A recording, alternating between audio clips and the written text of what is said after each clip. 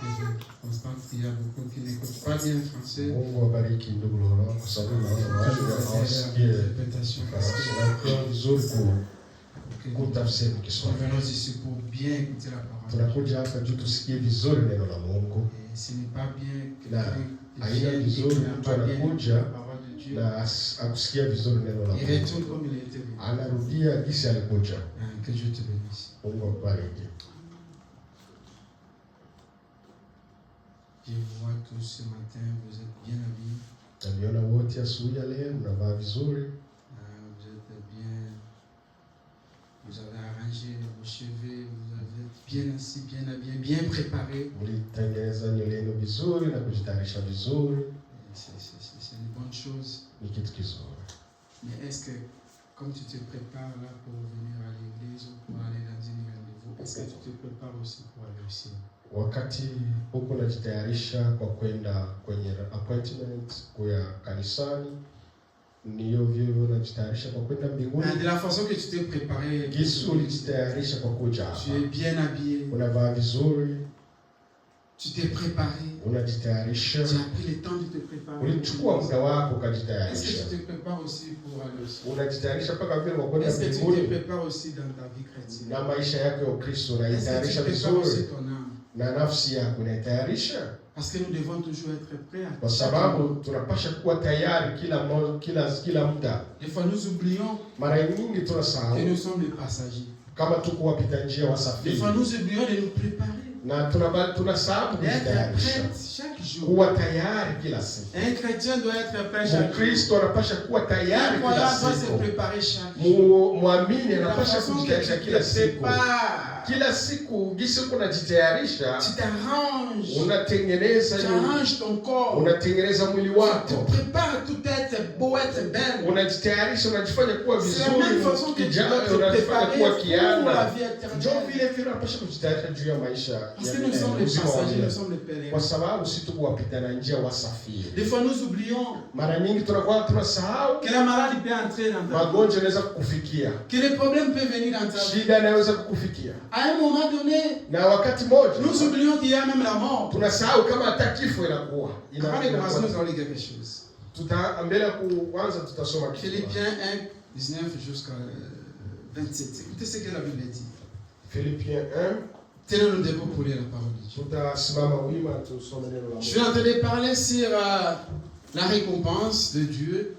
Je voulais d'abord parler quelque chose. Parce que des fois nous oublions. Nous ne sommes pas prêts, nous les chrétiens, des fois. Des fois nous sommes surpris. Et quand la mort frappe dans ta maison, quand la mort frappe les gens qui sont proches de toi, quand la mort te frappe, des fois nous oublions que nous sommes les gens qui sont les passagers sur cette terre. Et quand la mort frappe, des fois frappe tes enfants, des fois frappe ta mère, ton père, des fois te frappe même à toi-même. Parce que tu dois savoir que la mort existe, et la mort est là, tu marches avec la mort. Mais tu ne te prépares pas, ma soeur. Tu n'es pas prête, mon frère. Tu dois être prête, ma soeur. Tu dois être prête, mon frère. La mort marche avec toi. Ne t'emballe pas avec la vie de cette terre. Parce que tu es un pèlerin passager. Est-ce que tu te prépares dans ta vie? Ou alors que tu vis seulement la distraction de cette mort. Prépare-toi chaque jour de ta vie. À ce moment-là, quand la mort va frapper, tu ne seras pas surpris parce que tu es préparé moralement. Un chrétien est préparé de toutes les évidences.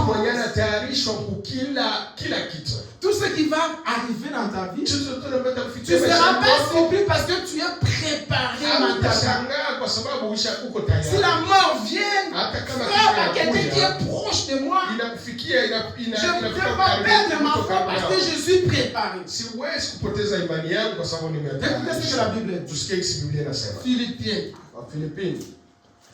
Philippiens 19. Philippiens 1, 19. Commencez par le verset 19. Écoutez ce que la Bible dit. Des fois nous oublions qu'il y a la mort. Des fois, nous pensons que nous sommes éternels sur la terre. Alors que nous sommes que les pèlerins, le passage. Les étranges sur cette terre. Écoutez ce que je dis. Car je sais que cela tournera à mon salut, grâce à vos prières et à l'assistance de l'Esprit en Jésus-Christ. Philippiens 1, verset 19 jusqu'à verset 22. Selon ma ferme attente et mon espérance, que je n'aurai honte de rien, mais que maintenant, comme toujours, Christ sera glorifié dans mon corps avec une pleine assurance, soit par ma vie, soit par ma mort. Amen. Car Christ est ma vie et la mort, c'est un gain. La mort, c'est un gain. Cela veut dire quoi? Cela veut dire que quand tu es mort, tu es récompensé. Quand tu es mort en Christ, quand tu es mort en Christ, tu es récompensé par la mort. Et au séjour de l'enlèvement, quand Dieu viendra prendre les délits, il va aller jusqu'à la mort pour te chercher. Dans la vie ou la mort, je dois vivre pour Christ sur la terre. Romains 14. Romains 14, 7 jusqu'à 8. Frère, tu dois être prêt en toutes choses. Tu dois être préparé chaque jour de ta vie. Ne te laissez pas être distrait en s'oubliant que tu es un pèlerin étranger sur cette terre. C'est pour cette raison quand l'amour frappe dans ta famille, dans ta vie, tu es perturbé, on oublie même que celui-ci c'était un chrétien. Tu vas commencer à chercher toutes choses parce que tu n'étais pas prié par nous. Prépare-toi ma soeur. Prépare-toi mon frère. Comme tu te prépares pour venir à l'église, quand tu te prépares pour aller dans une fête, prépare-toi aussi dans ton âme, être prêt. Quand tout ce qui peut apparaître dans ta vie, tu puisses faire face de ça. Lisons la parole. En effet, nul de nous ne vit pour lui-même. Amen. Et nul ne meurt pour lui-même. Car si nous vivons pour le Seigneur. Et si nous mourrons pour le Seigneur. Soit donc nous vivons, soit que nous mourons, nous sommes au Seigneur. Amen. La vie ou la mort appartient à Dieu. Et donc quand tu vis pour le Seigneur. Et quand la mort vient aussi pour le Seigneur. Mais est-ce que tu es préparé pour affronter toutes ces choses-là? Que Dieu vous bénisse. Veuillez vous asseoir. Ne soyez pas distrait, ma soeur. Ne soyez pas distrait, mon frère. Tu es un pèlerin étranger. Cette mort ne t'appartient pas, tu ne resteras pas éternellement. De la même façon que tu es venu, de la même façon que tu vas retourner. Quand la mort va frapper, que la mort te raconte que tu es prêt. Quand la mort va frapper dans ta famille, quand la mort va frapper dans tes enfants, quand la mort va frapper ton mari, ta femme, les gens qui sont proches, ta mère, ton père, quand tu es prêt, tu es préparé, tu ne vas pas bouger dans ta foi parce que tu étais déjà préparé de ça. Que quelque chose ne puisse pas être surprise dans ta vie chrétienne. Un chrétien ne peut pas être surpris des choses. Mais un chrétien doit être prêt de toutes les circonstances qui doivent apparaître. Car la Bible dit tout concourt bien au septième. Tout ce qui nous arrive, c'est la volonté permissible.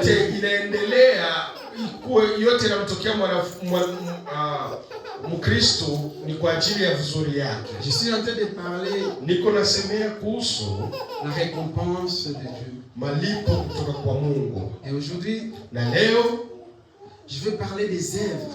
Nitasemea juu ya matendo. Le travail que les œuvres ils ont fait.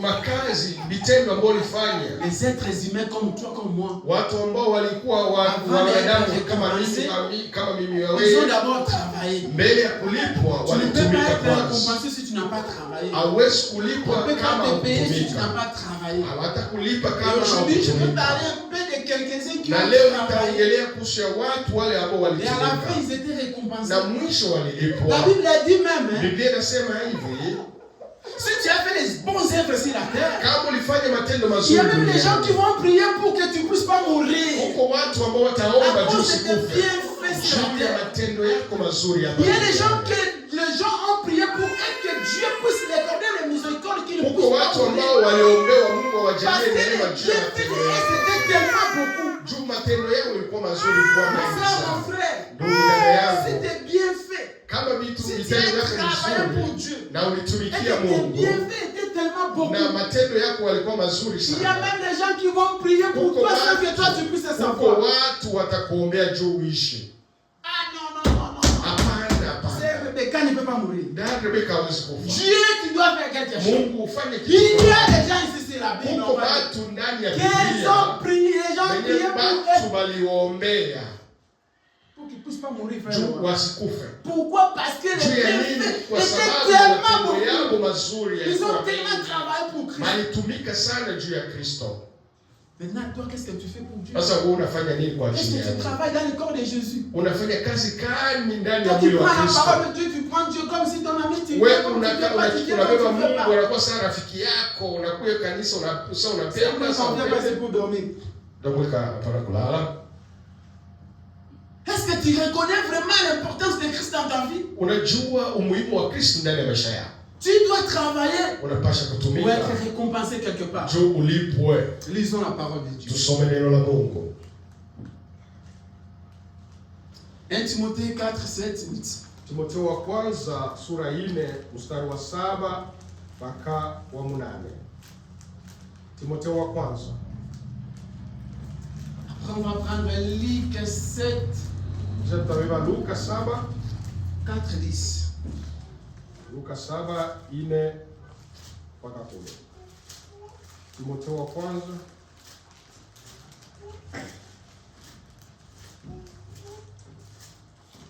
Timotheo wa kwanza sura 4 mstari wa 7 mpaka wa 8.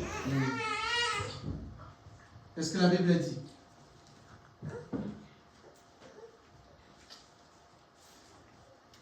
Ah, verset 7 et 8. Timothée. Timothée 4, 7, 8. Repoussez les contes profanes et absurdes. Exerce-toi à la piété, car l'exercice corporel est inutile à peu de choses, tandis que la piété est inutile à tout. Et est utile à tout, pardon. Ayant la promesse de la vie présente et de celle qui est à venir. Amen. Luc 7, Luka 7, verset 4 jusqu'à verset 10. Luka 7 mstari wa 4. Luka sura 4. Ne soyez pas un spectateur dans le corps de Christ. Ndani ya mwili wa Kristo usikuwe sana mtu wa Alors que les kuangalia. autres sont en train de travailler. Wengine wiko unatumika Et que toi tu es un spectateur. na wewe uko naangalia. Noé, pour être récompensé, ils ont travaillé et ses enfants. Noa kwa kulipwa alitumika yeye na watoto wake. Tu ne peux pas être payé sans toutefois être travaillé. Tu dois Hawezi- travailler pour être payé. Hawezi kulipwa bila kutumika. Luc chapitre 7 verset 4. Ils arriveraient auprès de Jésus et lui adresseraient d'estampées supplications disant, il mérite que tu lui accordes cela. Verset 7. Car il aime notre nation et c'est lui qui a bâti notre synagogue. Jésus étant allé avec eux, n'était guéri éloigné de la maison. Quand les centeniers envoya des amis pour lui dire, Seigneur, ne prends pas tant de peine, car je ne suis pas digne que tu entres sous mon toit. Verset 7. C'est aussi pour cela que je ne me suis pas cru digne d'aller en personne vers toi, mais dis un mot et mon serviteur sera guéri. Verset 8. Pourquoi Dieu va dire un mot pour que son serviteur soit guéri? Dieu Parce que ce serviteur a bâti le temple. Continue, frère. Verset 8. Car moi qui suis soumis à des supérieurs, j'ai des soldats sous mes ordres, et j'ai dit à l'un, va, et il va à l'autre, viens, et il vient, et à mon serviteur, fais cela, et il le fait. Verset 9.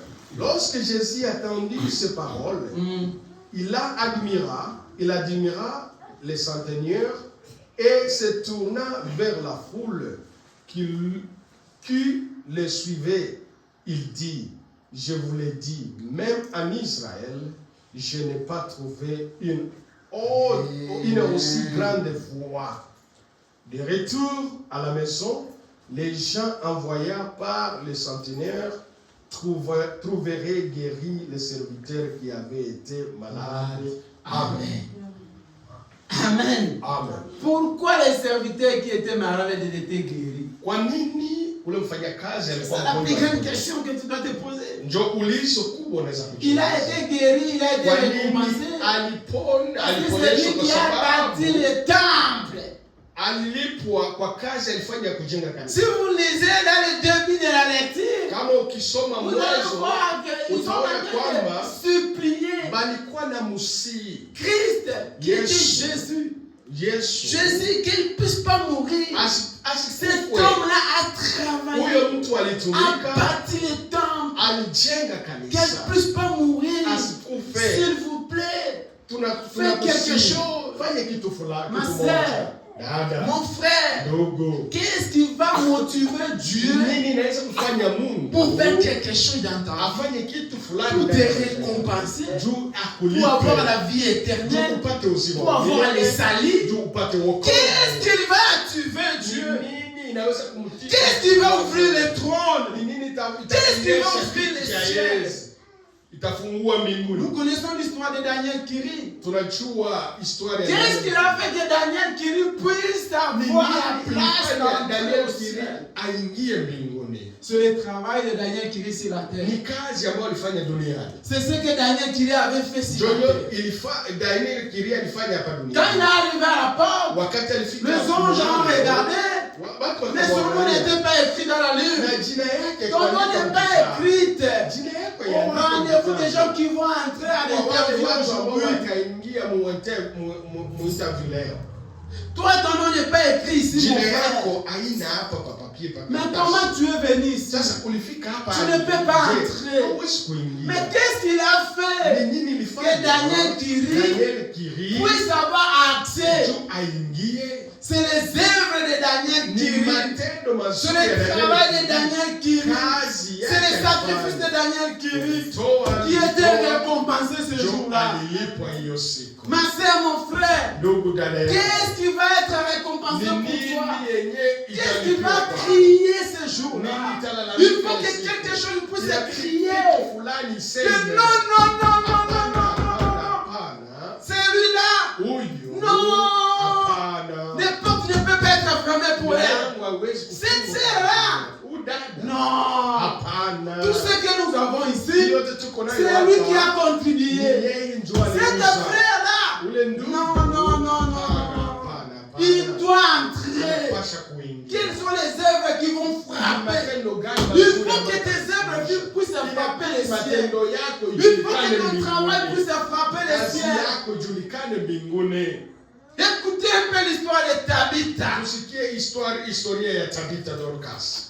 Tout le monde ici connaît l'histoire de Tabitha. Pourquoi Tabitha a été réclamé qu'il ne puisse pas mourir? Qu'est-ce qu'il a fait que Tabitha ne puisse pas mourir? C'était les œuvres de Tabitha sur la terre. C'était son travail. Il était un homme comme toi, comme moi. Ce n'était pas un extraterrestre.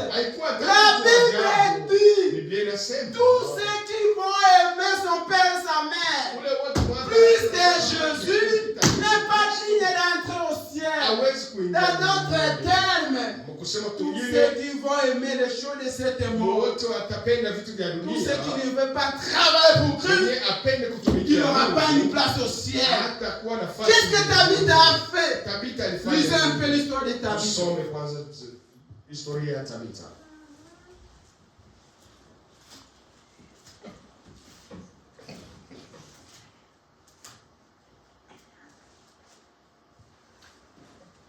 Actes des apôtres. Actes des apôtres 9. 36. Nous allons écouter l'histoire de Tabitha. Les gens ont réclamé. Ma soeur, mon frère, si tu travailles pour Christ, il y a des gens qui vont prier pour toi. Quand le problème viendra pour toi, quand la souffrance entrera dans ta maison, quand la mort va entrer dans ta vie, il y a ceux qui vont prier, ceux qui vont s'agenouiller. Non, Seigneur, non, Dieu, que ça n'arrive pas à cette fille-là qui travaille pour Dieu, à cette sœur-là qui se bat pour Dieu. Son $1, il mérite, Seigneur. Parce qu'il contribue pour ton œuvre pour s'aller à l'avant. Toi qui cherches le travail, c'est seulement venir prêcher. Le travail, ce n'est pas venir prêcher. Prêcher fait partie du travail. Mais il y a plusieurs travails que tu peux faire.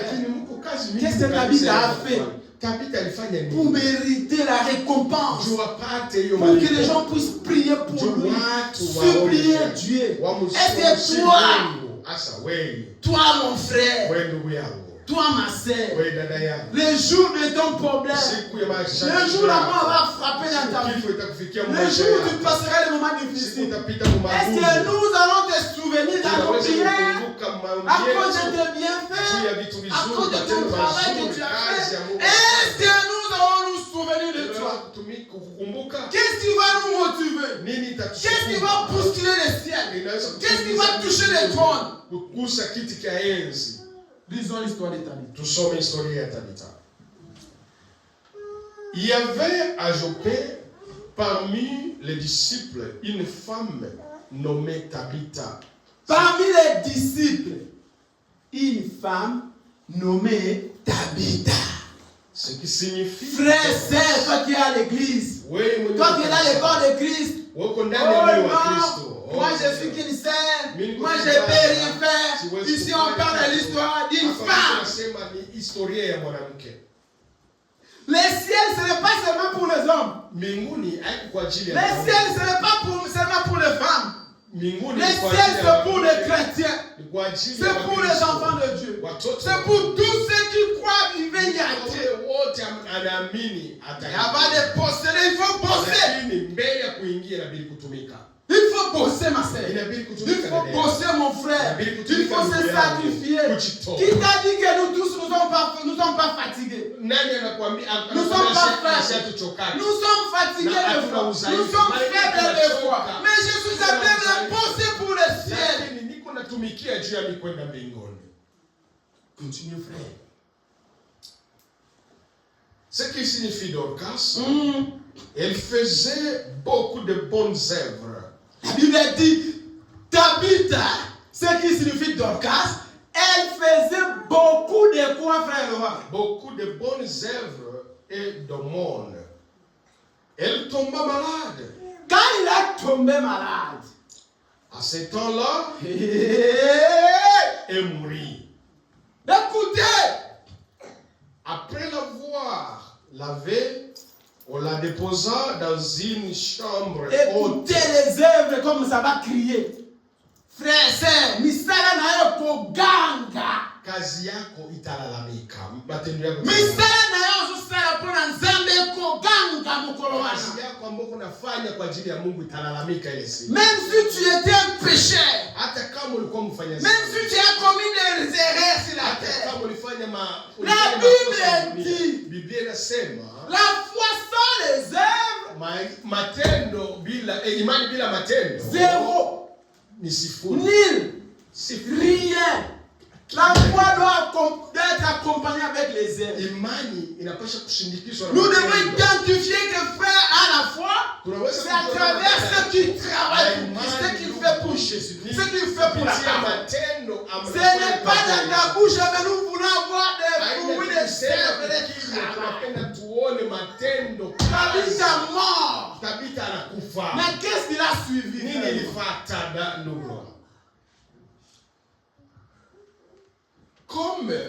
Comme l'idée est près de Joppé, et les disciples ayant appris que Pierre s'y trouvait, envoyeraient 2 hommes vers lui pour les prier de venir chez eux. Ce n'est même pas toi qui vas chercher les gens pour venir prier. Il y a des gens, frère Laurent. Il y a des sœurs, il y a des frères. Quand on entend seulement son problème, quand j'attends seulement que la sœur ait touché d'un problème, directement ça vient mon problème. J'entre dans ma chambre. Seigneur, que ça n'arrive pas. Elle est tellement très importante. Elle est une battante. Elle est une combattante. Elle travaille pour toi. On ne va même pas m'appeler. Ce n'est pas la famille de Tabitha qui a contacté le monsieur pour parler à toi. Non, c'était d'autres personnes qui ont parlé. Mais écoutez, il y a un homme ici qui peut faire quelque chose. Continuez à faire-le. Pierre se leva et partit avec ses hommes. Lorsqu'il fit arriver, on les conduisit dans la chambre haute. Toutes les veuves l'entoureraient en pleurant et lui montreraient les tuniques et les vêtements qui faisaient Dorcas. Tout le travail qui faisait Dorcas apparaît. Makazi yote, vitendo yote Dorcas alifanya bilioneshwa. Toutes les œuvres que Dorcas faisait apparaissent. Et les gens commencent maintenant à parler aux disciples qui étaient là. Cette femme, elle était tellement importante. S'il vous plaît, faites quelque chose. Qu'elle ne puisse pas mourir. S'il vous plaît, priez votre Dieu. Que votre Dieu puisse faire quelque chose. Sœur, frère, est-ce que toi, on va te souvenir dans ces prières-là? Est-ce que toi, le ciel sera touché pour intervenir? Continue.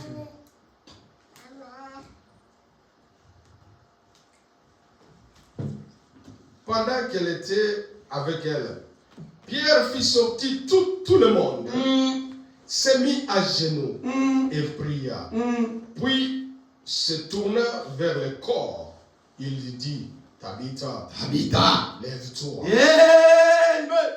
Elle ouvrit les yeux et ayant vu Pierre, elle s'assit.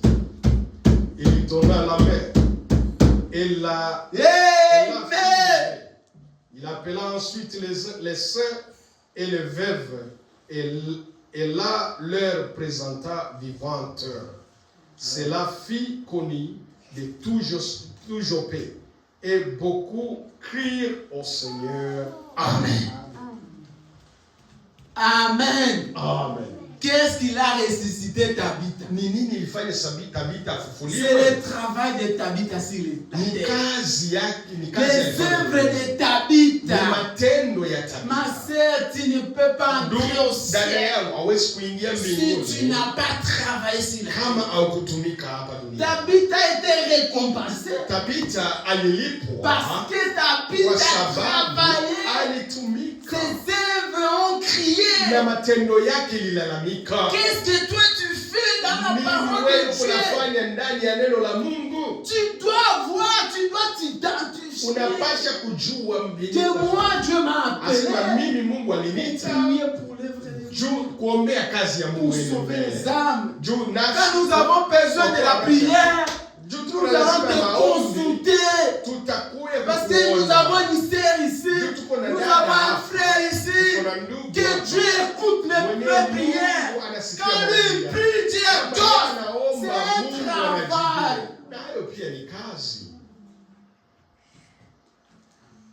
C'est un travail, frère Laurent. Ce n'est pas seulement venir ici prêcher.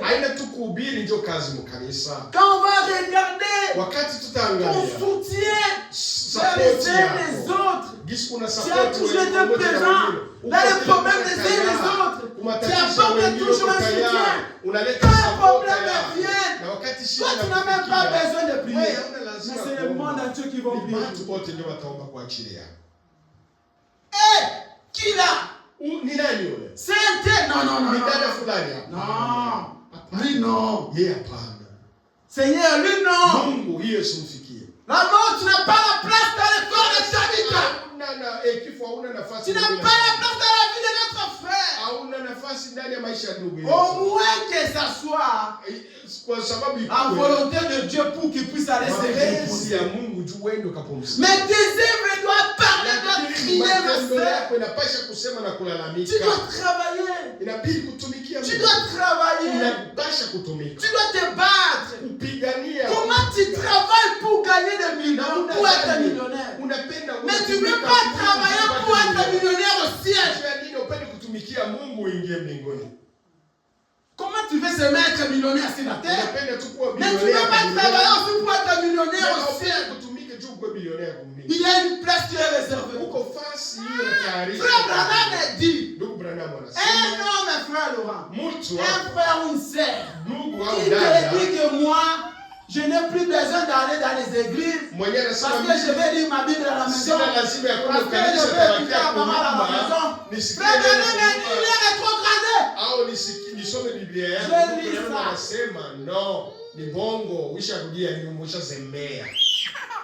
C'est même parce qu'on n'a pas du temps de dire. J'ai lu ça, frère. Branham a dit, c'est un rétrograde. Comment tu veux seulement avoir l'argent mais tu ne veux pas chercher le ciel? Il faut travailler pour être récompensé.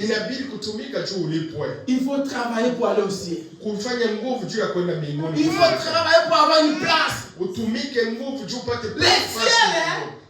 c'est comme un terrain de football. C'est comme un club de football. Frère Laurent, dans le groupe de football, pour être sélectionné, pour faire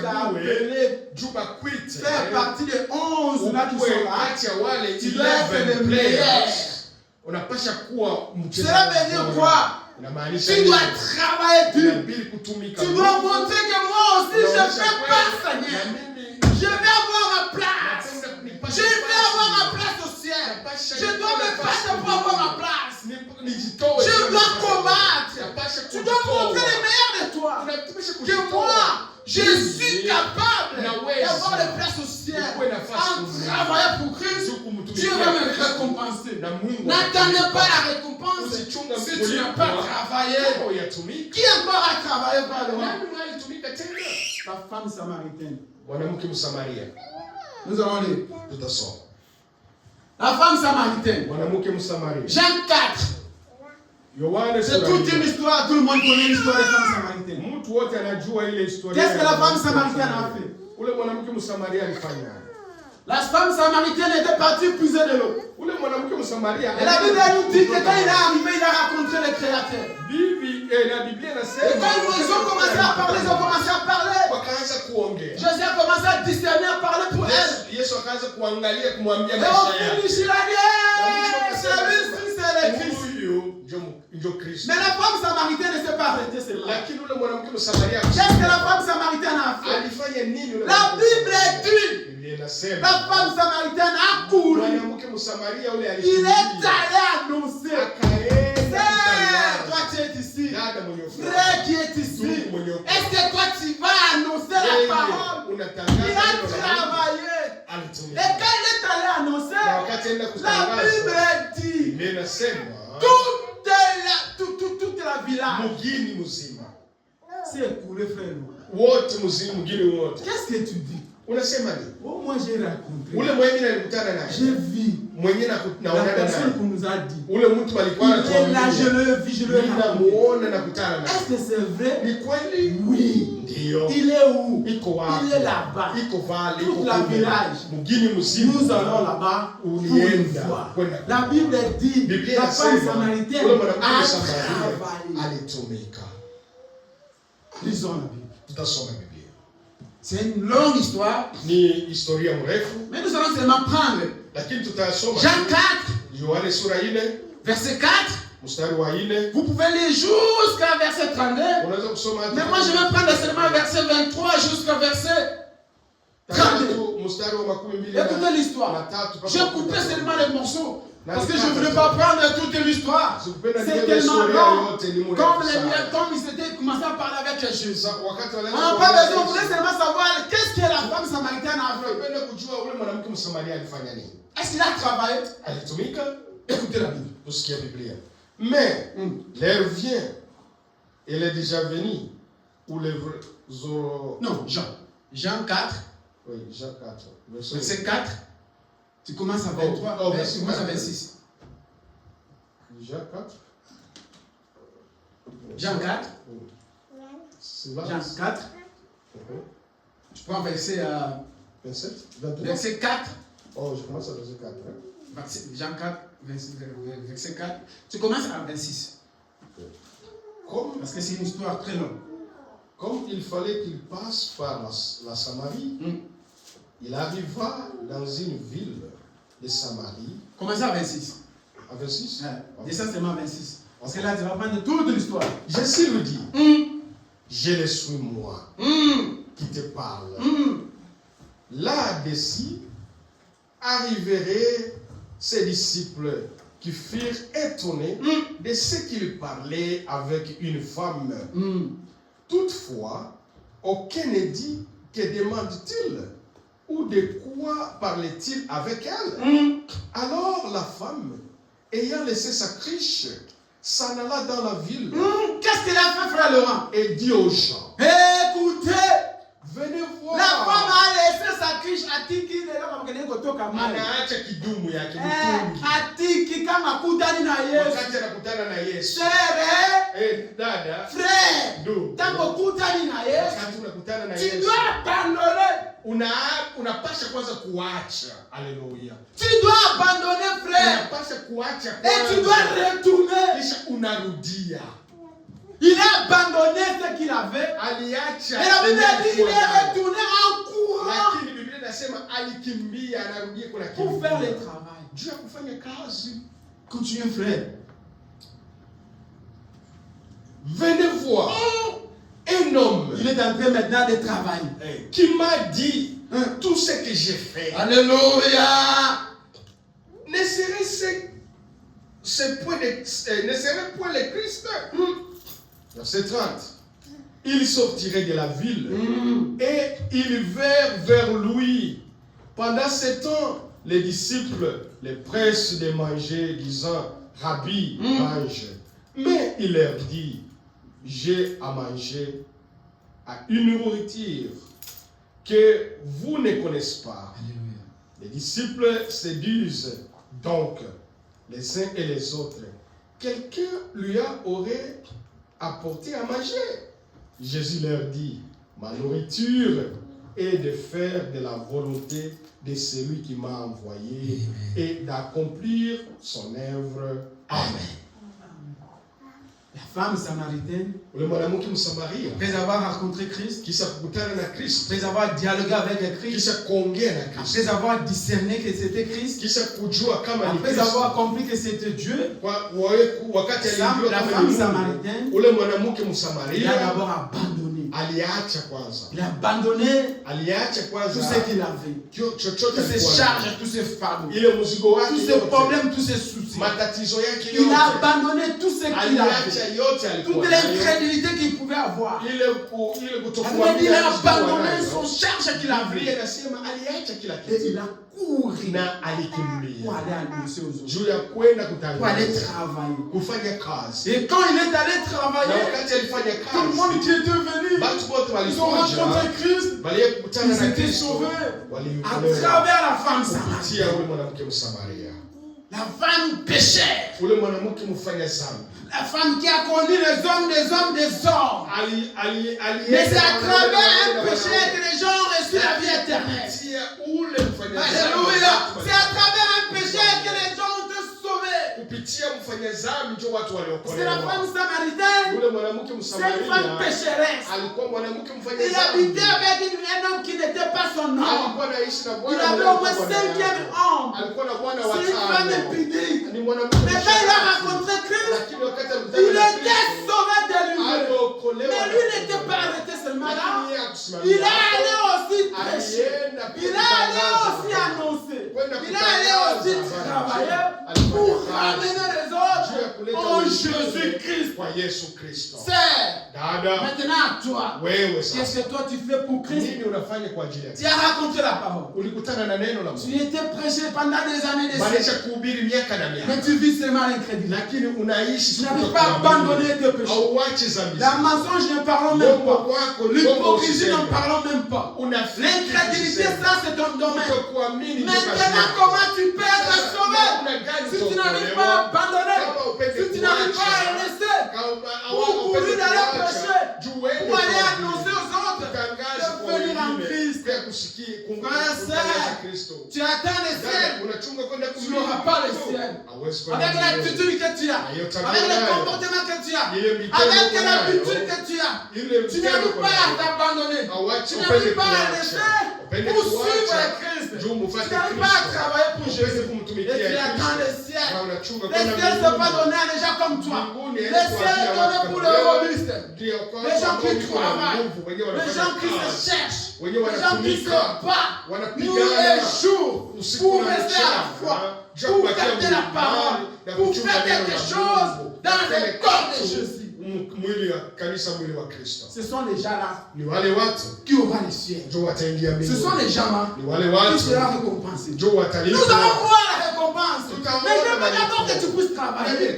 Tu ne peux pas être récompensé, ma sœur. Tu ne peux pas être récompensé, mon frère. Si tu n'as pas travaillé, n'attendez pas la récompense. Commencez d'abord en travaillant. C'est la plus grande étape. C'est ce que David a fait. C'est ce que la femme samaritaine a fait. Ne te disais pas seulement que je suis sauvé. Quel miracle que tu as fait? Quel effort que tu as fait? Quel sacrifice que tu as fait? Quel est le travail sur la terre? Comment le ciel va être bougé pour t'ouvrir la porte?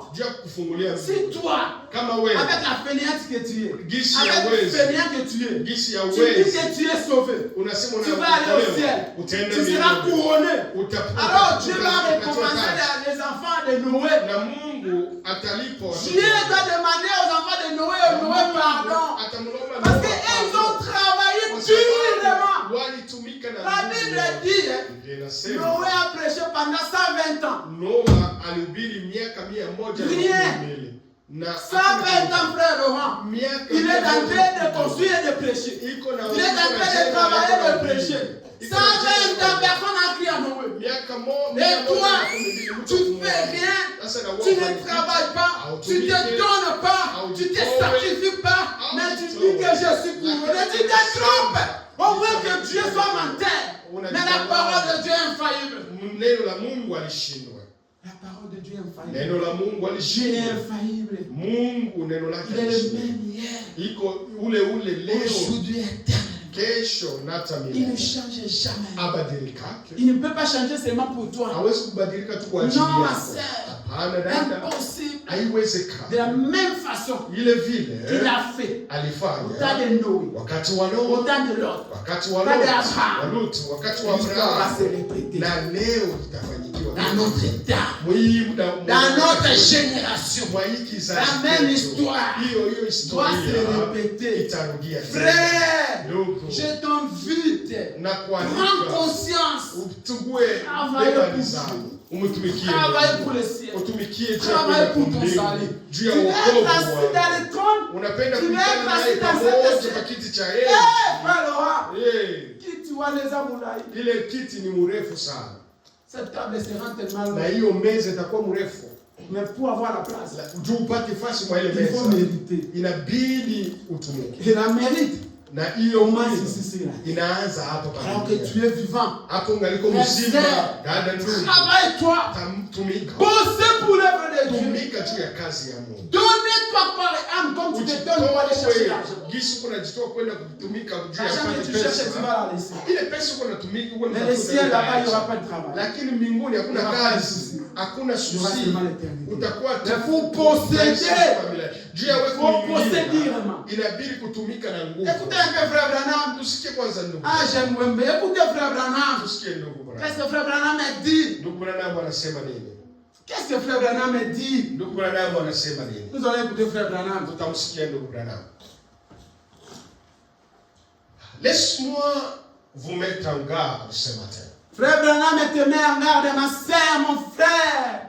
Église, faites attention. Faites attention, ma sœur, mon frère. Cela prend du temps aujourd'hui. Ça prendra tellement du temps à la venue de Christ.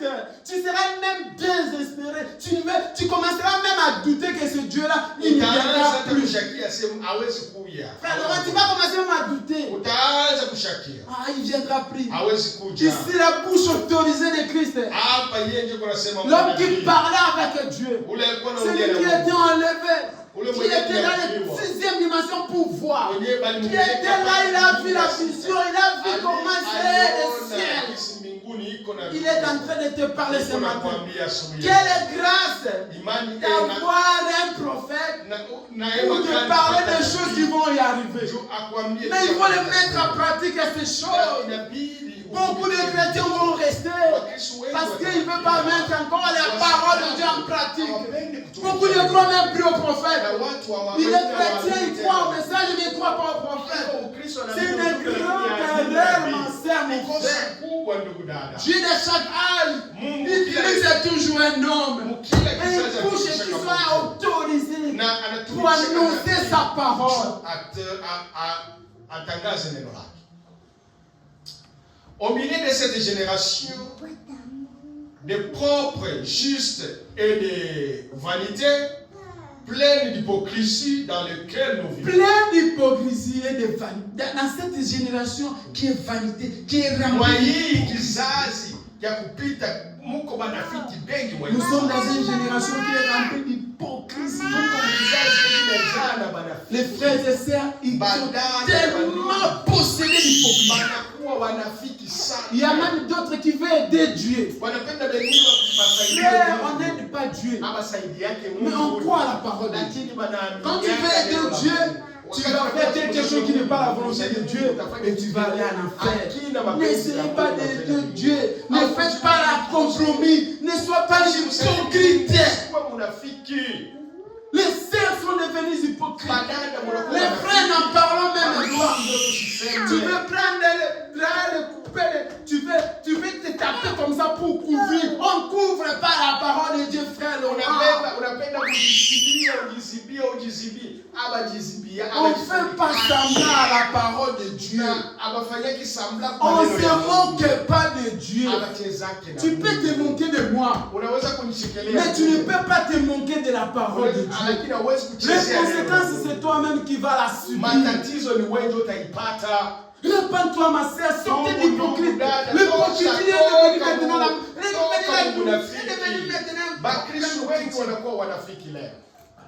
Ma sœur, nous venons ici pour aller au ciel. Nous venons ici pour être les bons chrétiens, les bons croyants, les bons chrétiens. Nous venons ici pour que nos vies puissent changer. Nous venons ici pour nous battre pour aller au ciel. Nous venons ici pour quand la mort viendra que ça puisse nous retrouver, même à ce jour de moi être enlevé.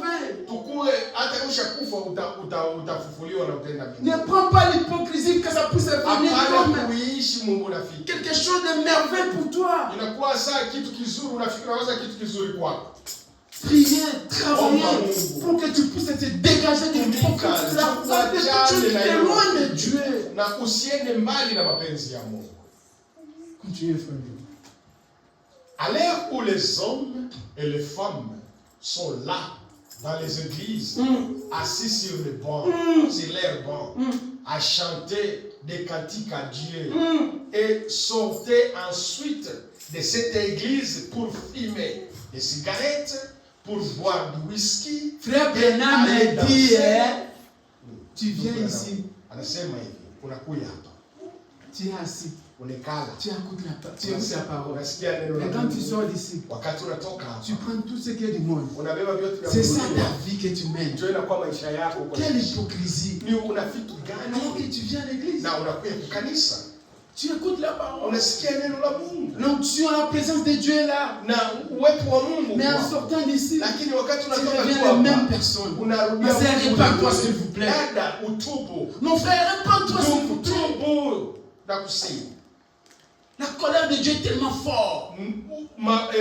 Quand Dieu va frapper, quand Dieu va te frapper, on ne se moque pas de Dieu.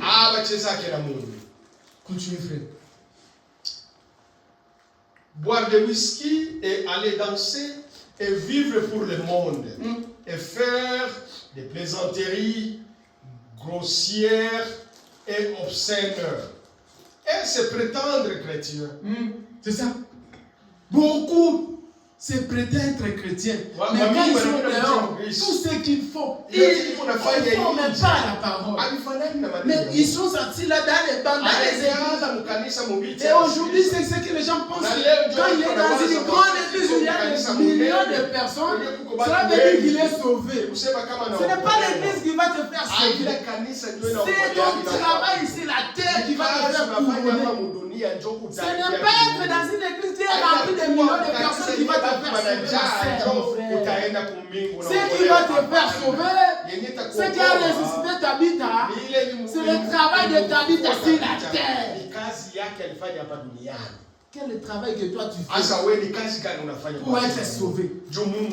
En ayant assis dans une église où on travaille pour ton âme, pour tes mauvais comportements puissent être écartés de toi.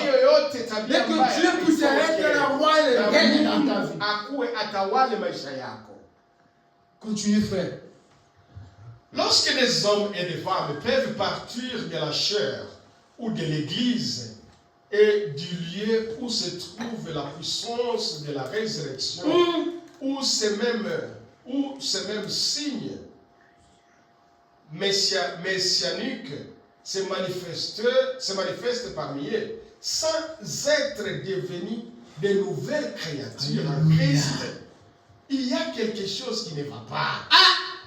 Frère Branham me dit, si un frère ici qui vient à l'église et qui reste toujours le même, non, il y a quelque chose qui ne va pas. Il y a quelque chose qui ne va pas, mon frère. Tu dois te regarder très bien.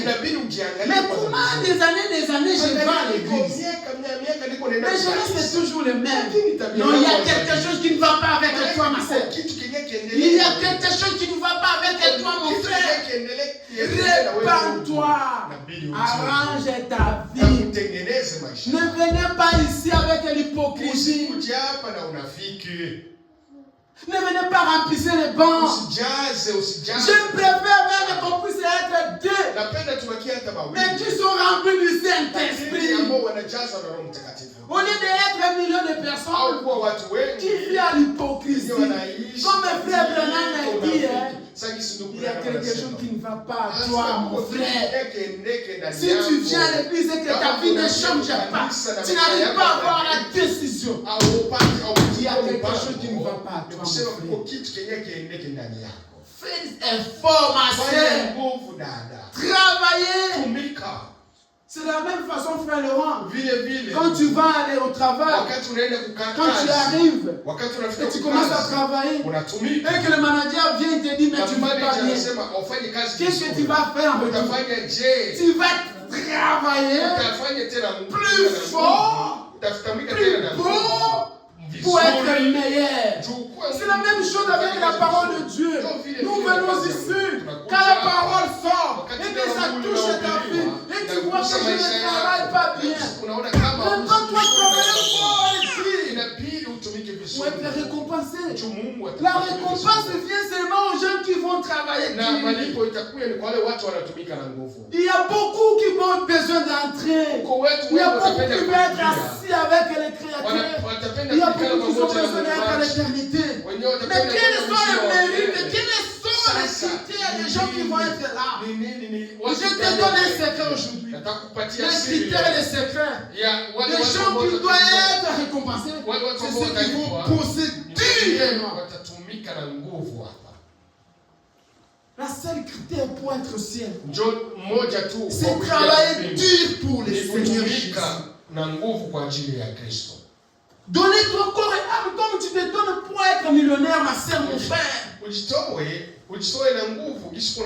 C'est ça la seule secret pour aller au ciel, pour être assis avec Christ. Tu dois bosser durement. Tu ne peux pas être récompensé si tu n'as pas travaillé. Ça n'existe pas sur la terre ni sur le ciel. Ça n'existe pas nulle part. C'est un frère. Cet matin, je veux que tu puisses chercher une place. Je veux que tu puisses s'identifier. Cherche-toi une place. La place est tellement difficile à avoir. Il n'y a plus de place. Mais crée-toi une place dans le corps de Jésus. Dans la parole de Dieu. Cherche-toi. Qu'est-ce que moi je peux faire?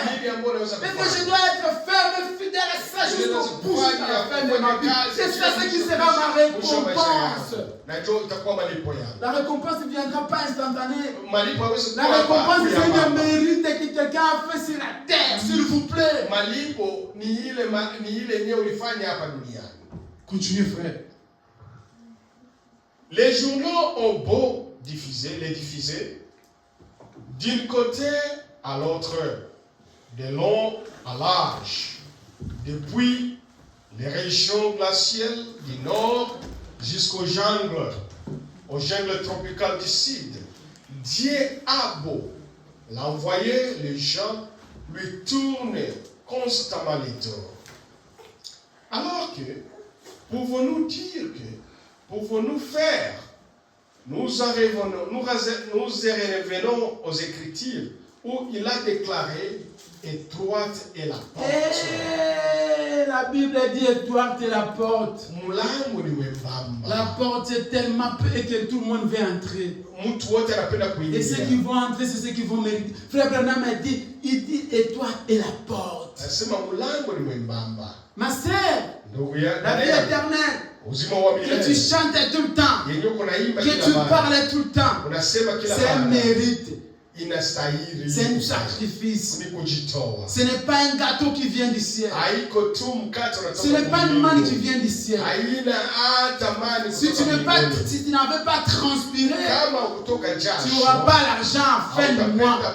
Tu n'auras pas l'argent en fin de la semaine. C'est un sacrifice, ma soeur, mon frère. Ne regardez pas à gauche ou à droite. Ton salut t'appartient à toi-même. Tu es venu seul, tu retourneras seul. Ni avec l'enfant, ni avec ta maman, ni ton père, ni personne. Tu retourneras seul. Et ta vie dépend de toi seul. Et toi, tu es la porte. Ça demande un travail tellement difficile. Il faut que tes sueurs puissent tomber. C'est pas seulement pour un petit temps, mais pour toute ta vie sur la terre. Est-ce que tu peux te rappeler même quelque part où tu as vraiment, tu dis, j'ai travaillé pour Dieu. Est-ce que tu as même une rappel que tu peux te rappeler? Aujourd'hui, cette journée, j'ai travaillé pour Dieu. Comme tu travailles, tu vas, tu fais 10 heures, 12 heures de ton travail. Et tu retournes à la maison, chaos cassé. Est-ce que tu te rappelles même un jour que tu dis, j'ai prié vraiment pendant debout pendant 4 heures. Est-ce que tu te rappelles même un jour? Et tu attends la récompense. Nous devons travailler, ma sœur. Nous devons travailler, mes bien-aimés. Nous devons travailler. Il n'y aura pas un ange qui viendra du ciel pour t'annoncer la parole. Dieu utilise seulement une personne comme ça négligée qui va t'annoncer la parole. Si tu veux être sauvé, il va être attentif à la parole de Dieu. Dieu n'utilise pas un ange pour descendre te parler. Il voit seulement un inconnu comme ça. Un négligé qui n'a pas l'argent, qui n'a pas une grande église, qui n'a pas de parole de chrétien. C'est lui là que Dieu utilise pour te parler. Il peut même utiliser même un fou pour venir te parler. Frère, cet matin, s'il vous plaît, cherchez-toi une place dans les tables de Christ.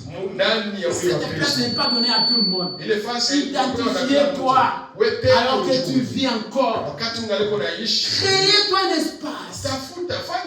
Et restez constant à ça. Cela viendra ta récompense. Si tu ne le fais pas, ma sœur, si tu ne le fais pas, mon frère, tu seras ce jour-là comme cet homme riche qui dit, moi j'ai donné, je fais bien, mais à la fin de compte, il s'est retrouvé en enfer. C'est le moment, ma sœur. C'est le moment, mon frère. Nous allons terminer en lisant la parole de Dieu. J'aime beaucoup la Bible, parce que la Bible, c'est l'absolu. Lisons.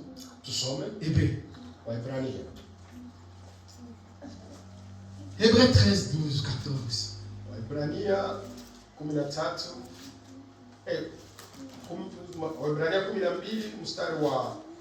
La récompense, ça va venir seulement comme ça. Seulement comme ça. Comme ça seulement tu vas être récompensé. Tu vas être couronné.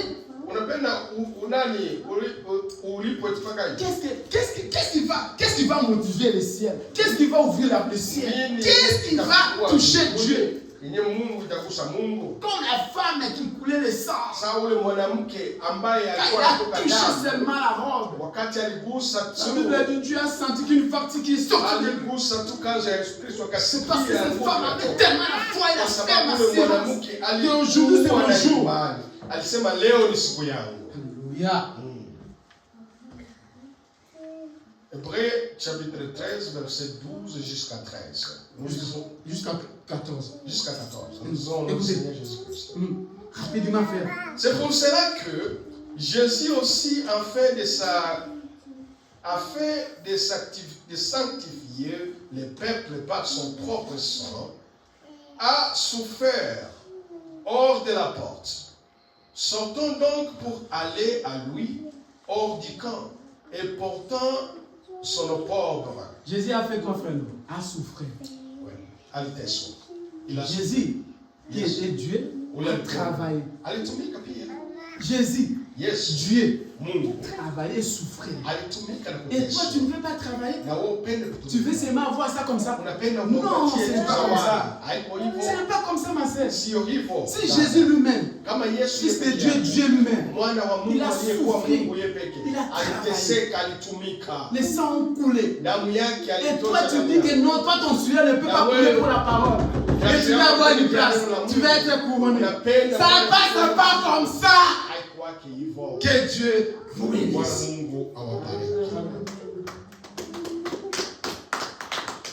Tenons-nous debout.